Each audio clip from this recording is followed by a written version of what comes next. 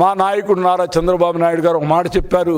తనకి అలిపిరిలో యాక్సిడెంట్ అయిన తర్వాత, నేను చివరి దాకా చూసా, నాకు ఈ కలిగ వైకుంఠుడు రెండో జన్మిచ్చాడు, ఈ జన్మ ప్రజలకే అంకితం, దేవుని సేవకే నేను అంకితం అని చెప్పినటువంటి సందర్భం. అందుకనే ఎప్పుడు ఆయన ముఖ్యమంత్రిగా ఉన్నా నీకు పట్టు వస్త్రాలు ఇవ్వడానికి సతీ సమేతంగా వెళ్తారు. ఎందుకంటే ఆయనకి గౌరవం, భక్తి ఉంది.